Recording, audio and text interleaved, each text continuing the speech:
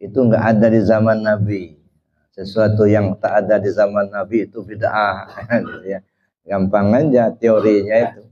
Kalau nggak ada di zaman Nabi bid'ah gitu ya. Padahal yang bersangkutan juga nggak pernah hidup di zaman Nabi. Ya. Jadi Bapak Ibu yang saya hormati, saya sering sampaikan di berbagai tempat pengajian ketika kita bicara tentang dua kalimat syahadat. Dua kalimat syahadat itu kan pokok. Ya. Rukun Islam itu yang pertama mengucap dua kalimat syahadat. Cuman di kita ini kadang-kadang merasa cukup dengan hafal kalimatnya. Maka di Arafah saya mengajak ya jamaah di Arafah untuk memahami isi dari dua kalimat syahadat itu. Maka saya bilang itu ada 5 tahapan yang perlu kita kaji tentang dua kalimat syahadat. Yang pertama kita belajar cara mengucapkan dua kalimat syahadat. Itu ilmunya ilmu fikih, ilmu syariat. Yang kedua kita belajar cara mengamalkan dua kalimat syahadat. Itu ilmunya ilmu tarekat. Jadi belajar tarekat itu belajar cara mengamalkan dua kalimat syahadat. Belajar tarekat itu artinya belajar zikir. Ya. Belajar zikir itu artinya belajar membersihkan hati. Karena kata Nabi, likulli syai'in siqalah wa siqalatul qalbi zikrullah. Segala sesuatunya ada alat pembersih, pembersih hati itu zikir kepada Allah. Jadi kalau untuk membersihkan hati pakai zikir. Nah, belajar zikir itu dalam ilmu tarekat. Jadi kalau orang nggak senang zikir itu berarti masih senang hatinya kotor. Yang ketiga, belajar memahami isi dua kalimat syahadat itu. Itu ilmunya ilmu tauhid, ilmu akidah. Apa sih isinya dua kalimat syahadat? Kalau bahasa Arabnya asyhadu an la ilaha illallah wa asyhadu anna Muhammad Rasulullah, itu bahasa Arabnya. Aku bersaksi tak ada Tuhan selain Allah, aku bersaksi Muhammad utusan Allah. Itu palih bahasanya, isinya mana? Nah, memahami isi dua kalimat syahadat ilmunya ilmu tauhid atau ilmu akidah. Dan yang keempat, belajar memahami posisi. Asyhadu an la ilaha illallah syahadat tauhid, asyhadu anna Muhammad Rasul syahadat Rasul. Kapan kita dalam posisi syahadat tauhid, kapan kita dalam posisi syahadat Rasul. Nah, itu harus kita ketahui posisi itu, gitu ya. Nah, baru itu ilmunya ilmu hakikat, ya, belajar hakikat kita. Nah, yang kelima, kita perlu memahami bagaimana cara memakai dua kalimat syahadat itu. Qadiriyah itu zikir jahar dengan la ilaha illallah, ya, besar pahalanya, dan saya tidak akan bertanya kepada yang lain. Kata Rasul, dawamu zikir. Kau dawamkan zikir. Kata Sayyidina Ali, bagaimana caranya saya berzikir ya Rasul? Nah, lalu Rasul SAW mengajarkan zikir. Amin ainik. Pejamkan mata. Dengarkan saya mengucap la ilaha illallah 3 kali. Kemudian kau yang mengucapkan, saya yang mendengarkan, kata Rasul. Lalu Rasul mengajarkan la ilaha illallah, diikuti oleh Sayyidina Ali. Lalu kemudian diamalkan oleh Sayyidina Ali karamallahu wajah dan juga diikuti oleh para sahabat. Itu awal mulanya berzikir dengan kalimat la ilaha illallah. Itu satu dasarnya. Lalu yang kedua, Rasul SAW mengatakan kepada sahabat, kata Rasul kepada para sahabat, jadidu imanakum, perbaharui iman kalian. Kata sahabat, kaifa nujaddidu imanana ya Rasulullah? Bagaimana caranya kami perbarui iman kami ya Rasul? Lalu Rasul menjawab, faksiru bizikri la ilaha illallah. kalian mesti banyak-banyak sebut la ilaha illallah. Nah, ini yang kedua. Banyak lagi Bapak Ibu ya dasar hukumnya, dalilnya kalau mencari dalil itu ya. Ada. Jadi kalau ada yang mengatakan nggak ada hadisnya, tanda nggak mengerti aja. Ada. Kalau mau dicari hadisnya banyak sekali. Menyuruh kita untuk berzikir dengan kalimat la ilaha illallah. Itu yang pertama. Jelas itu perintah Rasul. Jadi kita berzikir dengan kalimat la ilaha illallah dalam bilangan yang banyak itu merupakan pelaksanaan dari ajaran junjungan kita Nabi besar Muhammad SAW. Jadi kalau percaya kepada Rasul, Pak, salah satu ajaran beliau yaitu banyak-banyak zikir la ilaha illallah. Itu ajaran Rasul. Jadi kalau ada yang anti zikir la ilaha illallah berarti tidak percaya sama Rasul. Rusak imannya itu. Akidahnya rusak. Walaupun tunggang tunggi sholatnya, tapi kalau nggak percaya sama Rasul SAW dah rusak akidahnya. Ada persoalan malas yang mau ngamalkan terima saja. Tapi kalau sudah nggak percaya, kalau sudah membid'ahkan, nah itu sudah rusak iman. Nah, jadi nggak usah ragu-ragu Bapak Ibu. Ya, orang lain nggak mau mengamalkan silahkan saja. Ya, sebab kita ini masing-masing bertanggung jawab kepada Allah terhadap diri kita. Ya, jadi kita masing-masing mempertanggungjawabkan diri kita kepada Allah. Allah tidak minta kepada kita untuk mempertanggungjawabkan diri orang lain, enggak. Yang diminta oleh Allah itu adalah pertanggungan jawab terhadap diri kita sendiri. Kullukum ra'in wa kullukum mas'ul an ra'iyati. Masing-masing kamu adalah pemimpin dan kamu akan diminta pertanggungan jawab dari apa yang kamu pimpin. Ya. Itu Bapak Ibu yang saya hormati tentang zikir jahar dengan kalimat la ilaha illallah. Maka apa namanya? Ini jelas dasar hukumnya. Yang kedua, zikir dalam hati. Zikir dalam hati disebut zikir khafi. Pertama kali diajarkan Rasul kepada Sayyidina Abu Bakar As-Siddiq radhiyallahu anhu. Jadi ketika Rasul SAW bersama Abu Bakar akan hijrah ke Madinah, ya, ketika beliau berdua berada di Gua Sur, gitu ya, kan pagi-pagi itu berkeliaran.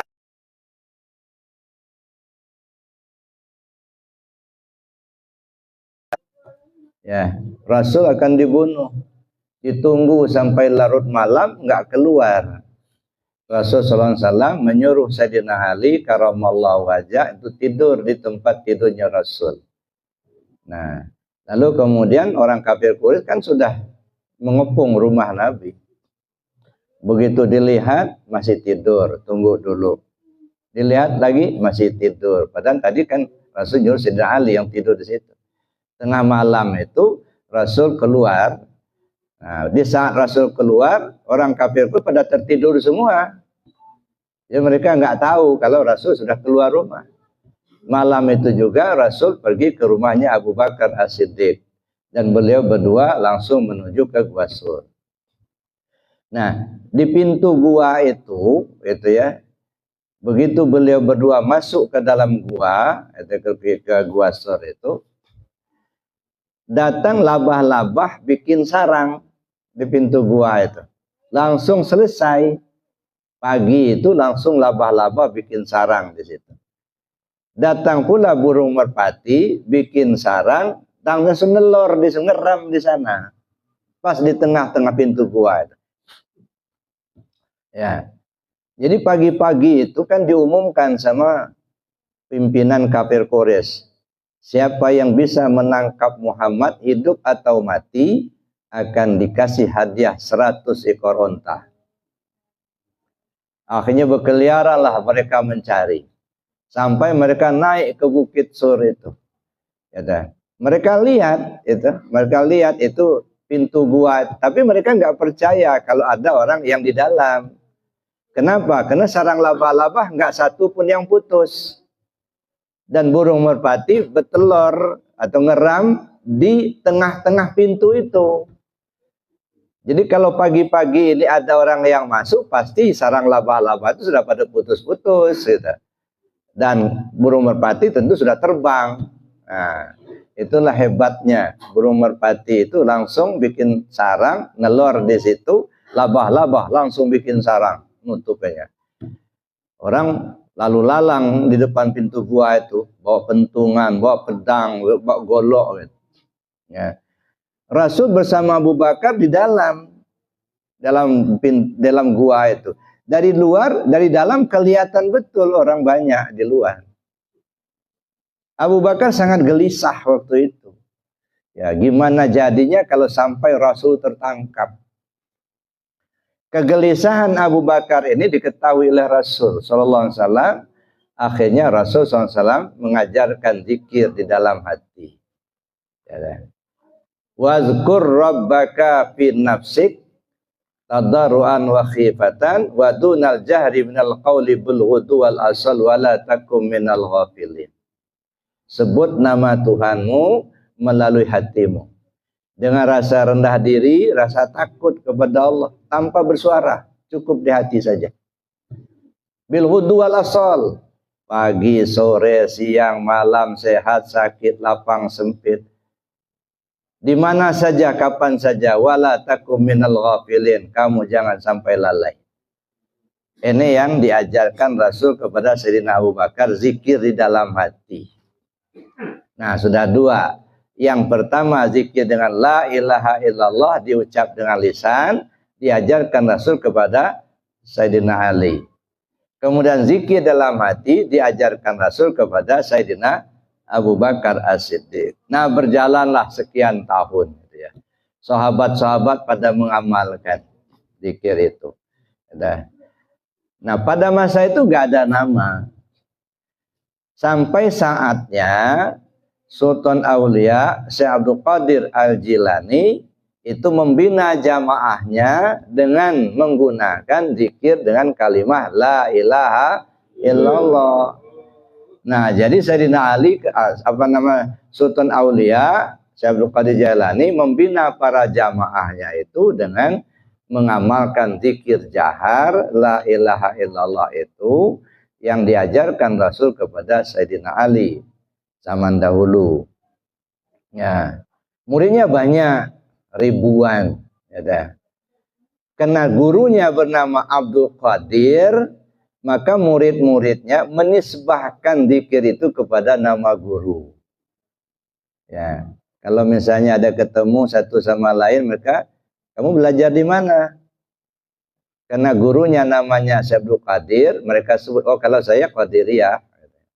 Artinya murid Syekh Abdul Qadir. Nah, sejak dari itulah zikir la ilaha illallah itu disebut dengan zikir Qadiriyah. Karena dia menggunakan cara, metoda zikir, bukan hanya sekedar nyebut kalimat, ada metodanya. Metoda itu kan cara, jalan menuju Allah. Maka jalan itu disebut tarekat, tarik itu kan jalan. Jadi disebutlah tarekat Qadiriyah, artinya jalan menuju Allah seperti yang diajarkan oleh Syekh Abdul Qadir. Maka disebutlah tarekat Qadiriyah begitu. Nah, mulai dari itulah bernamalah Tarekat Qadiriyah. Lalu kemudian zikir yang diajarkan oleh Rasulullah kepada Sayyidina Abu Bakar waktu di Gua Sur itu dikembang luaskan, diajarkan oleh Syekh Muhammad Bahauddin An-Naqsyabandi. Murid beliau banyak dan beliau membina jamaahnya melalui zikir yang diajarkan Rasul kepada Sayyidina Abu Bakar As-Siddiq. Karena gurunya bernama Syekh Muhammad Bahauddin Naqsyabandi. Naqas itu kan sebenarnya itu kan seperti ngelukis ya. Ngelukis di batu itu susah mau hilang. Karena kalau Syekh Bahauddin Naqsyabandi itu menalkin zikir langsung terasa oleh murid. lengket dikit itu di hati murid. Ada. Maka disebut Naqsabandi, nakas. Maka zikir yang diajarkan Rasul kepada Abu Bakar Siddiq itu disebut Naqsabandiyah. Ya, kenapa? Nisbahnya kepada Syekh Muhammad Bahauddin An-Naqsabandi. Maka zikirnya disebut Naqsabandiyah. Ada dua. Jadi yang zikir la ilaha illallah disebut Qadiriyah, yang di dalam hati disebut Naqsabandiyah. Tahun 1870-an ada seorang mursyid orang Indonesia, Syekh Ahmad Khatib Sambas bin Ibnu Abdul Ghaffar, orang Sambas, Kalimantan Barat. Beliau menetap di Mekah. Beliau jadi mursyid dari tarekat Qadiriyah dan juga tarekat Naqsabandiyah. Bahkan juga tarekat Ampasiyah. Karena dua-duanya ini diajarkan oleh Rasul SAW, oleh beliau digabung menjadi satu. Menjadilah Qadiriyah wan Naqsabandiyah. Jadi makanya sampai ke Indonesia muridnya banyak. Murid dari Syekh Khatib itu banyak. Di antaranya ada Syekh Abdul Karim, ya Banten. Ada Syekh Tolha, Kalisapu Cirebon. Banyak, ada beberapa orang murid beliau. Di antaranya Syekh Tolha, Kalisapu Cirebon. Syekh Tolha itu satu dating dengan Syekh Abdul Karim. Ya. Beliau berdua sudah pulang ke Indonesia. Tapi kemudian ketika mendekati ajalnya, Syekh Khatib memanggil Syekh Abdul Karim untuk kembali ke Mekah, menggantikan posisi beliau sebagai mursyid dunia. Ya. Nah lalu Syekh Tolha mengajarkan apa yang diterimanya dari Syekh Khatib waktu di Mekah dulu, diajarkan kepada murid-muridnya. Sehingga murid-murid beliau banyak. Nah, setelah beliau berpulang ke rahmatullah, baru diteruskan oleh salah seorang murid beliau, Syekh Abdullah Mubarak bin Nur Muhammad. Syekh Abdullah Mubarak bin Nur Muhammad berpulang ke rahmatullah, diteruskan oleh Syekh Ahmad Sahibul Wafa Tajul Arifin, yang kita kenal Abah Hanom. Nah, Abah Hanom sudah berpulang ke rahmatullah, lalu diteruskan oleh para wakil talqinnya. Alhamdulillah kita mendapatkan pengajaran dari pengasas Abah Hanom, dan saya ya dari Lampung diberi amanah oleh pengasas Abah untuk mengajarkan amaliyat tarekat Qadiriyah Naqsabandiyah ini kepada hamba Allah yang membutuhkan. Maka kita buatlah ada pusatnya di Pondok Pesantren Arafah Lampung. Nah, insya Allah tempat ini juga menjadi pusat untuk Bandar Lampung. Nah, kegiatan tarekat Qadiriyah Naqsabandiyah untuk wilayah Bandar Lampung pusatnya di sini. Nah, mudah-mudahan untuk tingkat Lampung juga di sini juga. Nah, jadi Bapak Ibu yang saya hormati, itu sejarah singkat. Kemudian apa sih tujuan kita belajar tarekat? Tujuan kita belajar tarekat itu untuk mendapat keselamatan pulang kembali kepada Allah. Itu tujuannya. Makanya setiap kita mengamalkan zikir selalu diawali dengan ilahi anta maksudi. Ya Allah, kau yang kutuju. Ilahi anta maksudi. Saya sering sampaikan sama jamaah, ini bukan lagu wajib. Tapi ini ikrar kita yang kita tanamkan di dalam hati kita, bahwa kita ingin menuju Allah, supaya kita tidak terombang-ambing, Pak. Jadi apapun yang ibadah yang kita lakukan untuk menuju Allah, ilahi anta maksudi wa ridhoka matlubi. Ya Allah, kau yang kutuju. Aku tidak nuju-nuju yang lain, enggak. Bukan belajar tarekat supaya jabatan naik, bukan. Bukan belajar tarekat supaya dagangnya laris, enggak juga. Bukan belajar tarekat supaya disenangi orang, enggak. Enggak ada itu. Ya, belajar tarekat supaya kita kembali kepada Allah dengan selamat. Jadi kalau kepingin selamat pulang kepada Allah, maka amalkan zikir. Ya, amalkan zikir. Sebab apa? Zikir itu kata Rasul untuk membersihkan hati. Likulli syai'in siqala wa siqalatul qalbi zikrullah. Segala sesuatu ada alat pembersih. Pembersih hati itu zikir kepada Allah. Ya. Nah, Bapak Ibu yang saya hormati, maka belajar tarekat ini menurut saya itu wajib. Nah itu ya. Nah, belajar tarekat ini kan sama dengan belajar tasawuf. Jadi tasawuf itu ada tasawuf amali namanya ilmu tarekat, ada tasawuf nazari namanya ilmu ma'rifat begitu. Kalau belajar tarekat artinya bertasawuf dengan cara beramal. Tapi kalau ilmu ma'rifat bertasawuf dengan cara memahami, ya, dengan nalar. Jadi ilmu ketuhanan. Maka dua-duanya sebenarnya tasawuf. Belajar tarekat itu tasawuf amali, belajar ma'rifat tasawuf nazari. Ya. Dan itu semuanya wajib untuk kita pelajari. Ya, kenapa wajib? Karena diri kita akan kembali kepada Allah. Semua kita mesti kembali kepada Allah. Nah, diri kita ini ada 4 lapis. Ya, ada 4 lapis diri kita ini. Pertama tubuh, yang kedua hati, yang ketiga nyawa, keempat rahasia diri. Ini yang harus kembali ke Allah, kata. Tubuh kembali ke Allah, hati kembali ke Allah, nyawa kembali ke Allah, rahasia diri kembali ke Allah. Maka sering saya sampaikan, kembali ke Allah jangan dipahami mati. Orang mati nggak jaminan kembali ke Allah.